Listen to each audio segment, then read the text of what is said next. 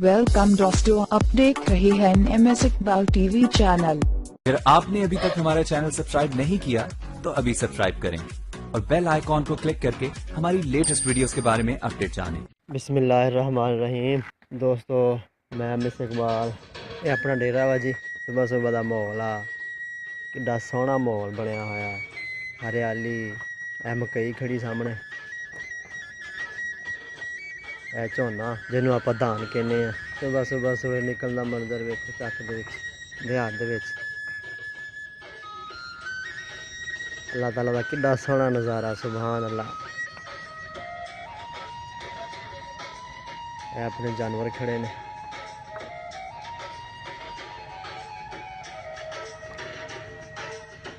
सवेरे लोग अपने कम्मा करन जुटे हुए ने। कोई पट्ठे वड्ढन दिया, कोई पट्ठे लैके जान दिया।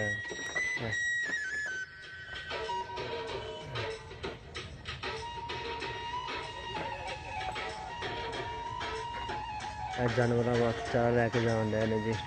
दोस्तों मैं वीडियो इस वास्ते बना रहा कि अज मैं तुहानू ये दसना चाहना कि छोटे पैमाने से जी अपन सब्जियां की काश्त करते हैं घर वास्ते, मैं अज उन्होंने वास्ते एक छोटा जिहा सिस्टम शुरू किया, वो तुहानू भरावां नू चैक कराना, तुहाडे नाल शेयर करना। दोस्तों आ एक छोटा जिहा फिश फार्म बनाया मैं, जिहदे विच मुख्तलिफ नस्ल दी मछलियां ने। नाल बतखां पलदियां पईयां ने। दोस्तों एक शैड भी मैं बनाया हुआ अपने डेरे ते, जिहदे विच मैं मुर्गियां मतलब पालियां हुई ने। जनाब गोल्डन मुर्गियां ने, इन्होंने हुण मतलब इत्थे छड्ड देना वा। इन्होंने सारा दिन इत्थे डेरे ते फिरना टुरना, खाना खुला। शाम नूं इन्होंने आपे ही अपने शैड दे विच आ जाना। दोस्त जिवें मैं कि पहले अर्ज की कि एक छोटे पैमाने ते तुसीं कोई सब्जी वगैरह बीजदे हो घरेलू पैमाने ते, ओहदा मैं एक छोटा सिस्टम पानी का किया है। मैं थोड़ी तफसील दसदा हाँ। ਉਹਦੇ ਵਿੱਚ सब तो पहले तो मेरे को एक है जी 12 वोल्ट पंप, फिर बैटरी 100 एम्पेयर की नाल कनैक्शन किया है इधर अपना फिश पॉन्ड दे विच।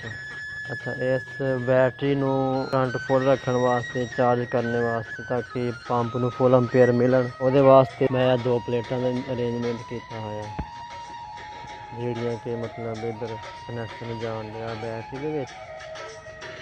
बैटरी वालों फिर इधर पंप अगे जनाब लैन जा रही है पानी वाली, मैं तुहानू विखावांगा।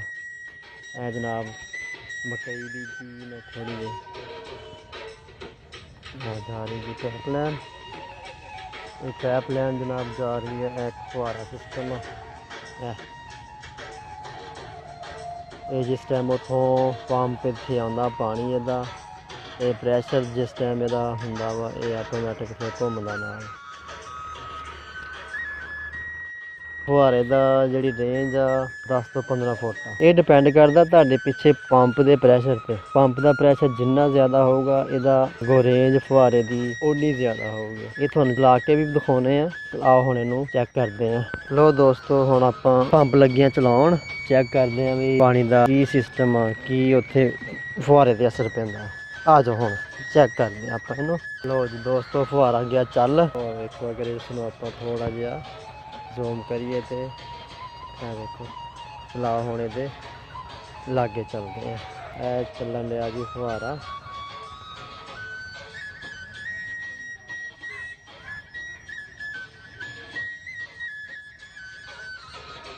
दोस्तों यदी जी पानी की रेंज 12-13 फुट 4 चफेरे गुलाई दे विच चलदा पिया।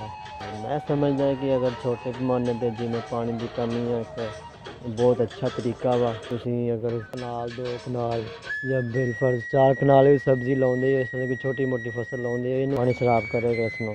लो दोस्तों ए तां सी एक छोटा जिहा अज दा क्लिप मैं तुहाडे दोस्त नाल शेयर किया, अपना शौक। ठीक है दोस्तों, अगर मेरी वीडियो तुहानू पसंद आई होवे इहनू लाइक करो, सबसक्राइब करो, अपने दोस्तों नाल शेयर करो। अगली वीडियो तक इजाज़त दिओ। अल्लाह हाफिज़।